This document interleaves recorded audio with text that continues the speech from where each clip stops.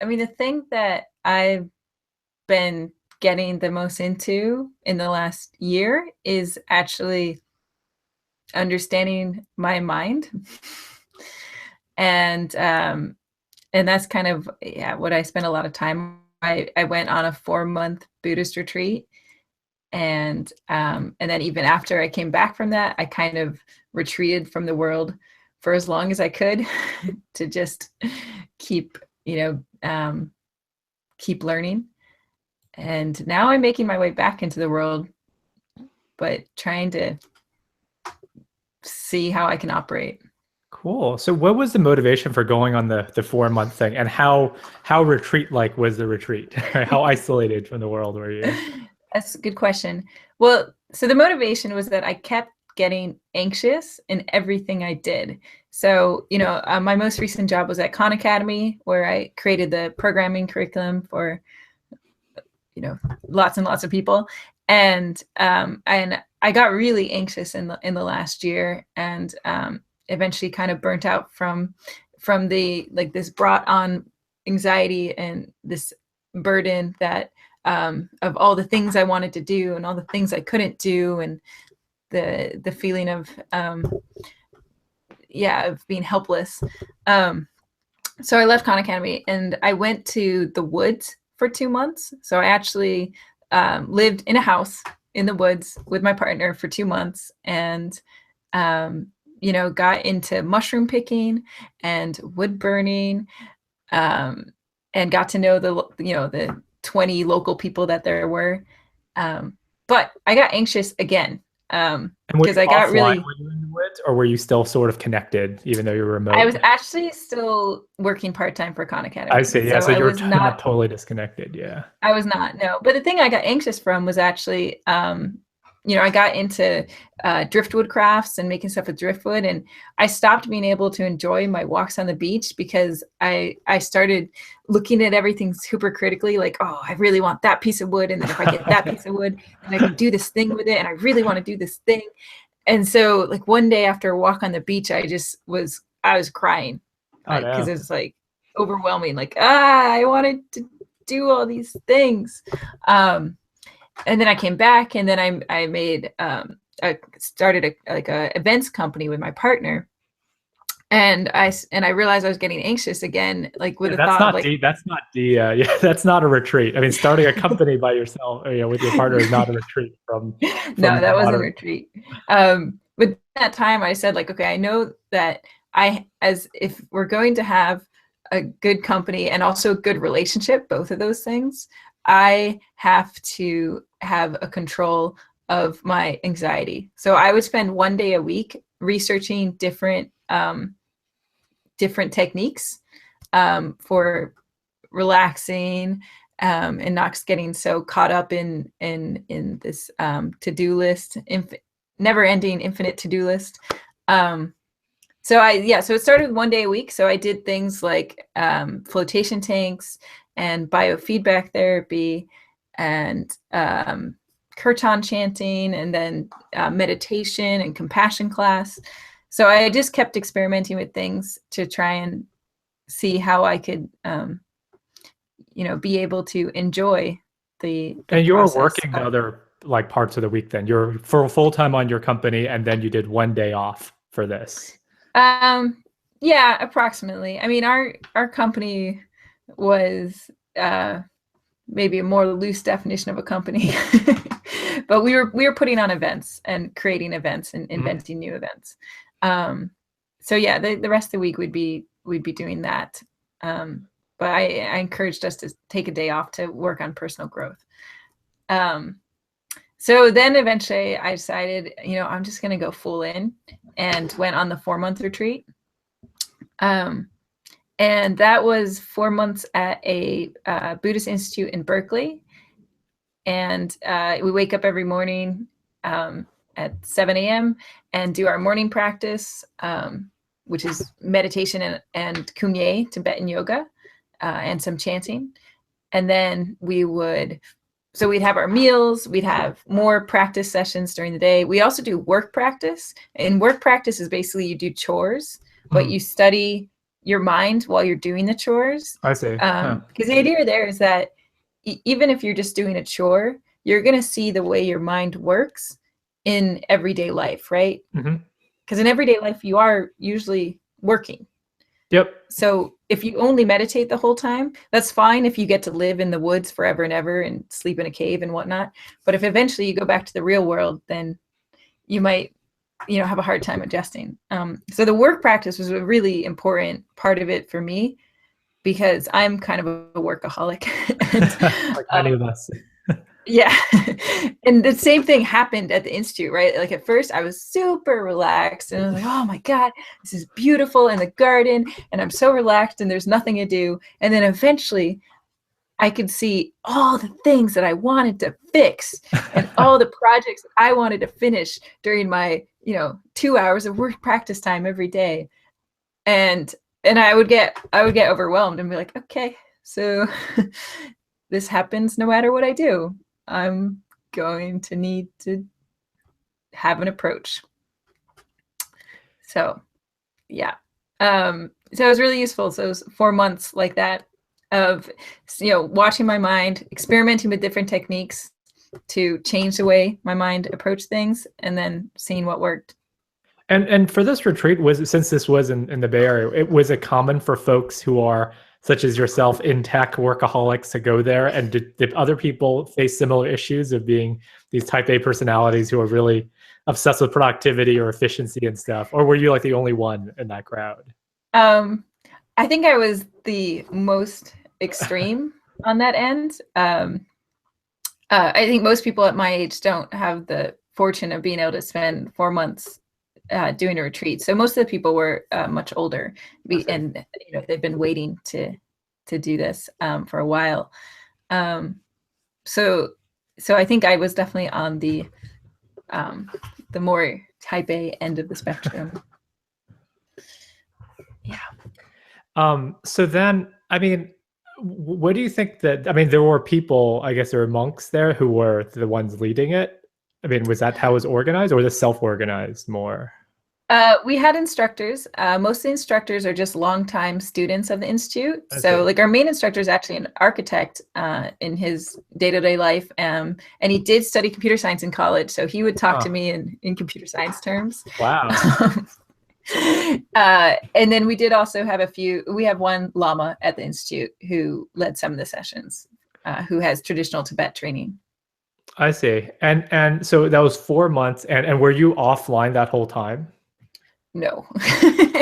I actually would come back every Sunday to my house to do chores around the house.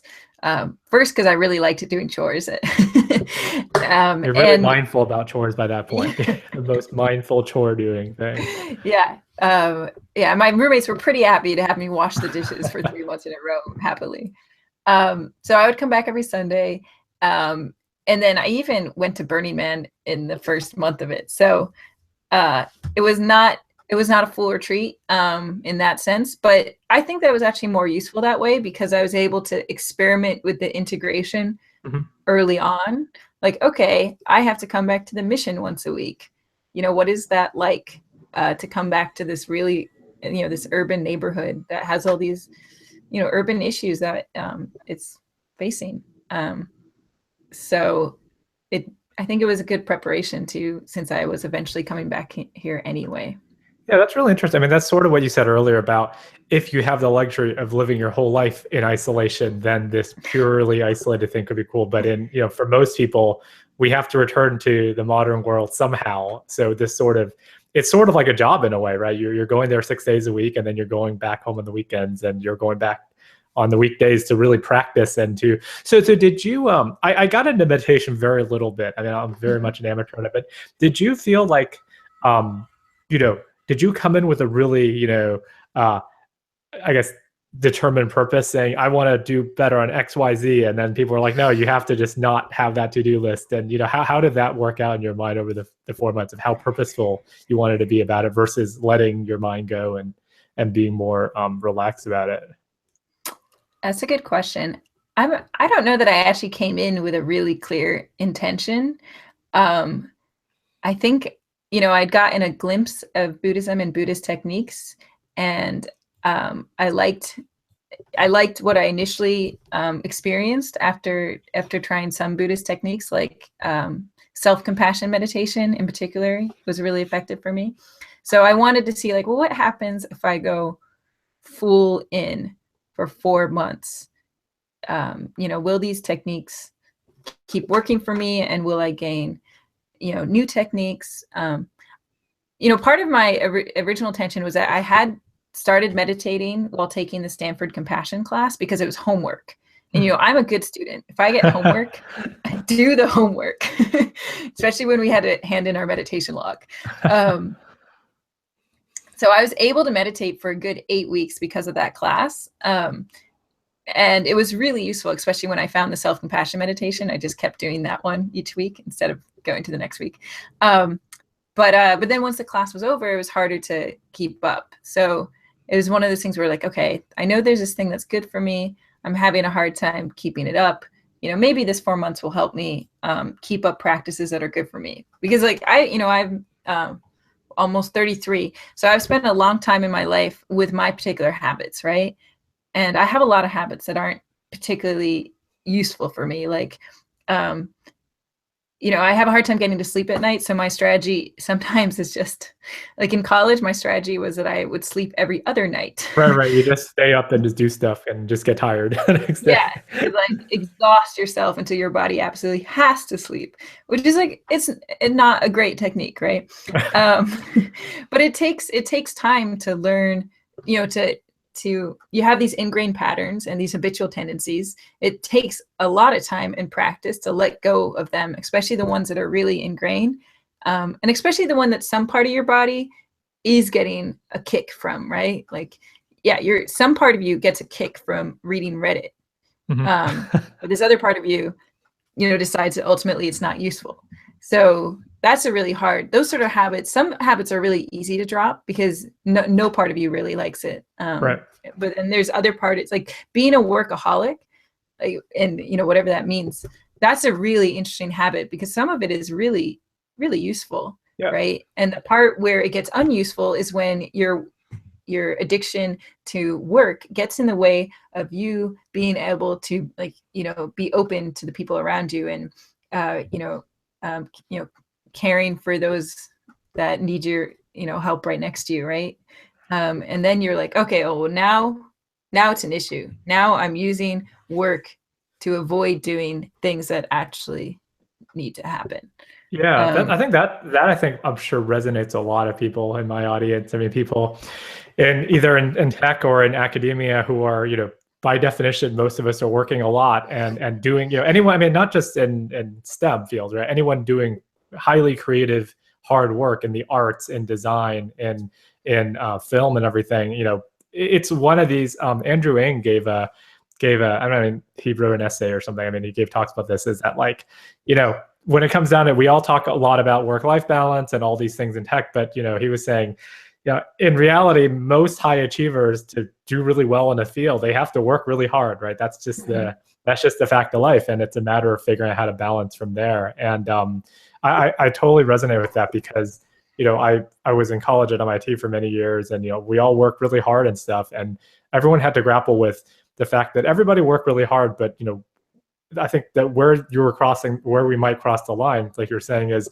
if you're using work as a crutch to avoid other things in life, or you're missing out on other interesting opportunities to spend time with friends or family because you're working so much. I mean, I remember back when I was in college, we all worked a ton. I mean, everyone who was, a CS major back then, worked a ton. But I remember I always had a, for some reason, I had a pretty good head on my shoulders in the sense of I would not ever give up work for some opportunity to be in an interesting social interaction at school, because I knew that this was a limited time thing. And without getting too obsessive over it, I knew, like, I could, sit at home during vacations and do nothing and watch YouTube. So when I'm at school, I should take advantage of the stuff around me and such. So I would, work a lot, but I wouldn't give up interesting social or serendipitous opportunities for work. And I felt that was really valuable. And unfortunately, a bunch of people around me didn't share that view, so they would miss out on things because of that. But I totally resonate with what you're saying, especially if you're in an open-ended thing, like you're building a company or you're doing a really creative pursuit, like you can work infinitely, right? Because there's no one that says you have this amount of work a day and then you shut off, right? You're not in a shift job in a way. Yeah, it's interesting because I don't actually have a strong desire to hang out with people now. I just generally don't have a strong desire because maybe part of the Buddhist training is to not get too obsessed with wanting to do much, to do things. So I don't go out of my way to be super social, but I try to be available to my roommates who are there. So if I find myself, like, a good sign that I can look out for is me getting mad at my partner for like if I start having a thought like, oh, because of him I can't get the work done that I want to get done, right? Like that's a really good warning sign that there's some distortion happening in my head and that I'm getting too attached to some aspect of work. So yeah, it's quite interesting. And so one technique that I really like from the technique is something that we do each morning and that we also do before certain types of meditation, which is called the cleansing breath. And this is from Kumye Tibetan Yoga. And basically, it sounds weird, but it involves your nostrils. And you first think of something that you're averse to, like something that you don't want to happen, you're afraid of, you're avoiding. And then you actually, you blow it out your nostril. And you do that 3 times for things you're averse to. And then you do the other nostril and you do 3 things that you're attracted to, like things you really want, like maybe you desire. And then you do 3 things that you're ignorant about, like things you're not sure, you're uncertain, you just don't know the right way to do. So you do that out of both nostrils. So you're blowing out these things and you use tissues. But it's really, the thing that's really useful about it is that it forces you to acknowledge where the things you're averse to and attracted to and ignorant of at the beginning of the day. And I find that when I acknowledge those things, that I can just have better, I just reason about them better and I have better interactions because I've already acknowledged, like, oh yeah, I'm ignorant of this thing. I don't know. Or like, oh, I'm feeling a little desirous of this thing. So I've acknowledged that. So it just helps me to be more truthful in my interactions. So I'm less, on the defense or trying to hide things because I'm not hiding them from myself anymore. Yeah, that's really interesting. That's so do you find that you do this, you repeat the same things in consecutive days, or do you try to come up with a new set of 3 every day? It really, it depends on what is happening in my life right now. So sometimes by acknowledging the things, I'm able to do something I've been avoiding, right? Because we were talking about how sometimes we use work to maybe avoid awkward conversations, like with our friends. So if I acknowledge that, then I'm just more likely to just do it and get it done with, right? So a lot of times the acknowledgement just helps me get something done with, so that I don't have it the next day.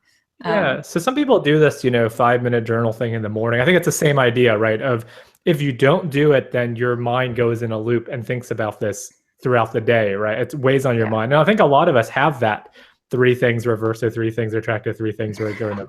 I think a lot of us have that in our minds, but it's just not clearly formed. So by writing it out in the beginning of the day or by doing the exercise you suggested, it just externalizes it. And it also, by forcing yourself to form it into words, it just makes it more concrete, right? Oftentimes we have these fuzzy thoughts in our heads, but it's weird how language works, right? It's like once you actually are forced to write a sentence, you're like, well, that was actually not as bad as I thought, or that actually, this doesn't seem that weird at all. But in my head, it was this big monster that was just growing. Yeah. Getting stuff out of the head is a great thing to do. And I try to do that in the most lightweight way to start off with, just because there is a risk of writing stuff down that it makes it more solid than it might actually be, because most things aren't really that solid. And So I start off with the most, casual way of getting it out of my head.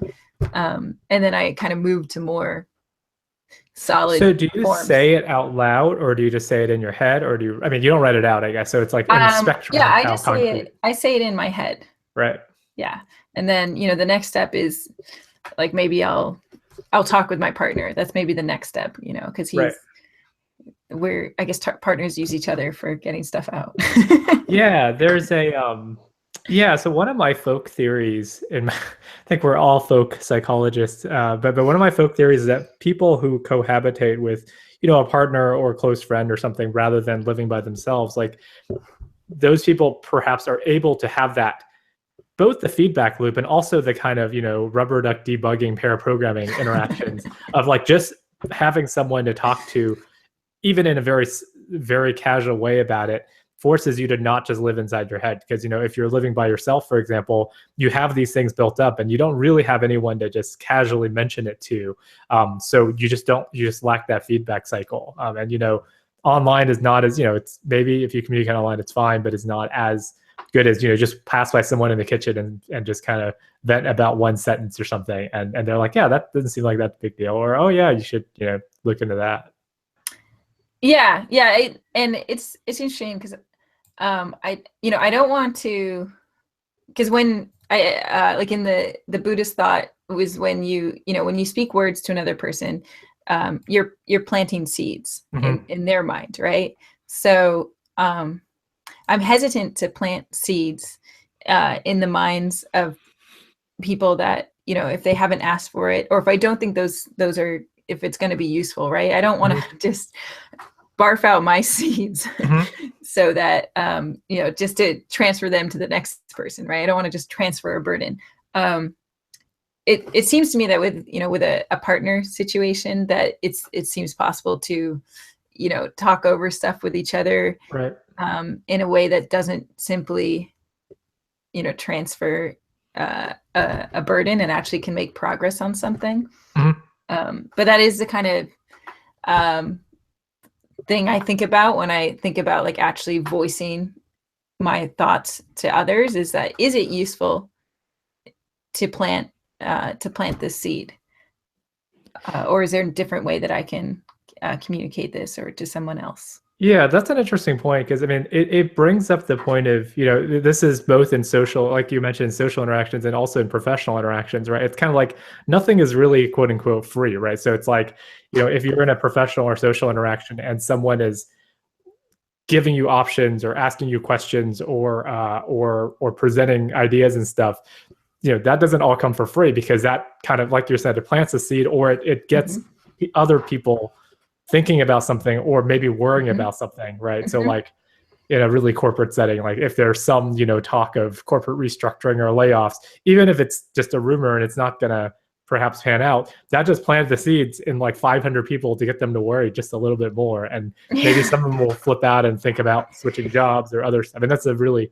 corporate use case, but it's like that kind of stuff could really demoralize a large group of people if not communicated properly. So I totally see that in many settings. Yeah, that's interesting. I was just reading about the butterfly effect, and like the actual thing about the butterfly effect, where basically, everything has a complex mix of causes, and there's no way for us to know what those causes were. And maybe there was a butterfly flapping somewhere. We don't know.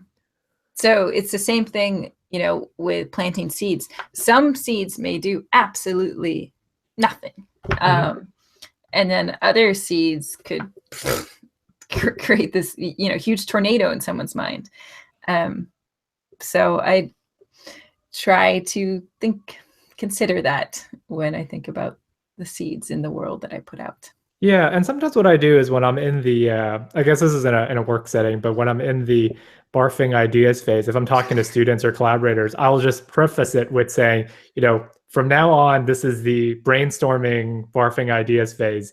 You don't have to take any of this into consideration. I'm not saying any of these are orders or commands or things we should do, but let's start thinking divergently in a brainstorming mode of we could do X or Y or Z and stuff, and they can talk about stuff. And then there's this whole brainstorming methodology, right, where we don't put anything off the board and let's just put it on. But I totally see, especially in a setting where again, not just professional, but in personal setting, where one person perhaps has more power over someone. You have a senior colleague, or you're a parent, or you're, someone well respected in the community. Whatever you say casually, like, if you casually say something offhand, people who are less experienced or more junior than you, or maybe they're working for you, they may interpret this and in their minds as something really serious. And I think for people in positions of power, they have this kind of responsibility to be more careful about, like you said, the seeds they're planting. Because even if some offhand remark could just percolate down and people would just flip out. Yeah.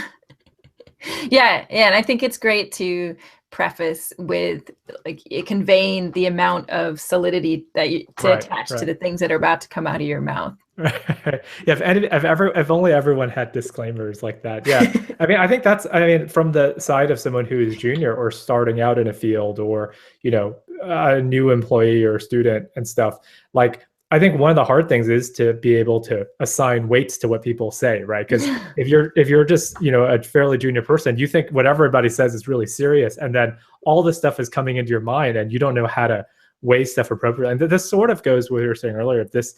It could contribute to this mental overload, because you're like, oh, this person says we should go in this direction, this person says we could go in this direction. They both seem like they have good points. I feel like I'm being pulled in different directions. How should I weigh the opportunities and everything? I think these are really hard things. Yeah, it is. So there's just a balance in life and figuring out how much you want to bring into your head and how much you want to put out of it. Yeah, and I guess in the last few minutes, I want to touch on this topic a little bit of, I think a lot of the, folks in STEM and in tech and science and stuff, many of us want to get into meditation and mindfulness and such. And I feel like there's this tension, just from me studying it very briefly, is that on one hand, there's the kind of, many of us are kind of type A, really productivity and efficiency-minded individuals. And we're like, okay, this mindfulness meditation thing is going to be a life hack to be more efficient and make our minds, defrag our hard drives and make our brains more productive and make our work even better. But on the other hand, it's like, that's probably not the true spirit of it and things, so how would you advise people to balance that, whether seeing this as a efficient life hack to make your work more productive, or like, this is supposed to be not about making your work more productive. It's supposed to be making your life and your mind and your life better, right? How do you fall on that spectrum? Well, that's interesting. There's a quote, like, the best book to read is the one that gets you to practice. So if the only way for you to practice something that's good for you is that it motivates your productivity, then you'll probably still get benefits out of the meditation, just because according to science, there are benefits. Now, you may also get obsessed with the idea that, like, with measuring your meditation and sort of affects your productivity and kind of getting anxious over that. So that's why I like pairing meditation with other techniques, like the acknowledging of attractions and aversions and ignorances. So I usually meditate, do that, and then meditate again. Because I think just acknowledging that you're getting attached to the idea of using meditation to increase your productivity can actually help you be less attached to it. It gives you that self-feedback loop, right? Through your nostrils. Yeah.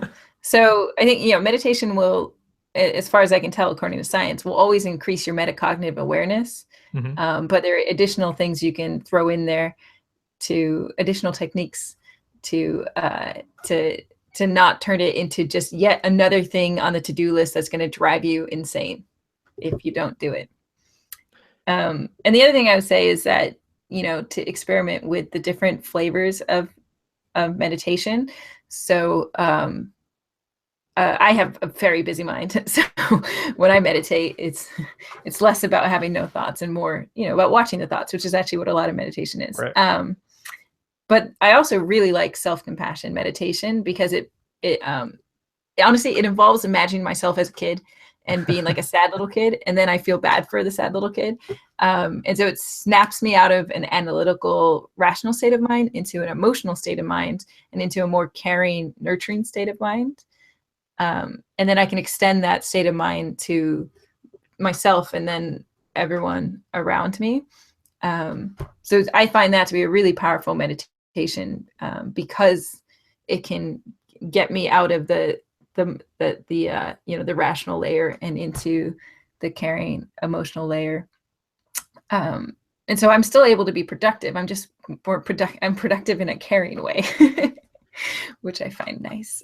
Right. Yeah. And the kind of are many people's obsession with the P word, with productivity, and I mean, I like your point of, that's the analogy of, if you can trick yourself into going running by making it a game, or by having some app on your phone that's some Pokemon game or something, but you're still going to get the exercise benefits of running regardless. And this is sort of like that for your mind, but it is a little different in the sense of, I feel that the training your mind thing it's somehow different than many of the other kind of earthly things we do, right? I mean, not to put too spiritual of a bent on it, but like there's just something very meta about it. But yeah, I mean, it's hard to wrap my head around. Yeah. So, start with whatever will get you to practice something that's useful for you. And also just note whether it's useful for you, and, try different techniques. That's why I like the Tibetan Buddhism, because it has such a range of techniques. So there's meditation, there's different types of meditation, but there's also chanting, and there's certain practices to increase your gratitude and your empathetic joy. There's just such a range of practices. So there are days that I don't meditate, but I still use these other practices because I find them useful for my mind. Awesome. And do you have one, I guess, on a closing note, we'll I guess we can go offline and talk about and figure out resources to link to, but is there like one, canonical book or online resource for like the thing you just talked about, or or do we have to look in many places? Or I guess people don't write books about that because they're busy improving their minds and stuff. Like, is there one awesome comprehensive introduction to this stuff? Well, I think that going on retreat is a pretty good way to get experience with a lot of this stuff. So I'd probably point to the Institute in Berkeley, but the guy who created it also wrote many, many books with teachings in it.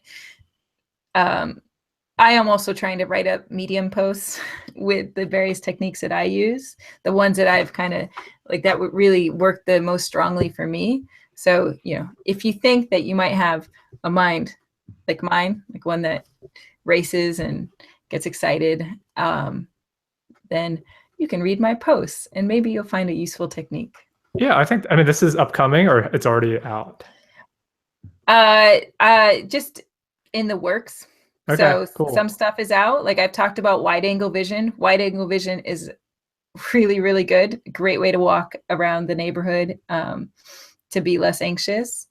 But I'll continue posting about other techniques. Okay, well, I'll make sure I'll link to that. We'll go offline and I'll get all the links on email and everything. But I think this is really awesome. I'm really glad we talked about this. I mean, one of the really cool things about these podcasts is that I found this formula works really well. Is that I just basically find interesting people that I want to talk to, and then we just talk, and that's the format. And all I've done. This is my 26th one, and like pretty much most of them, go on topics that either I didn't expect or I learned something new. And the metric is whether I learn something new. And this is sort of a selfish exercise because I just want to learn interesting things from interesting people and then share it more widely. So thank you so much, Pamela.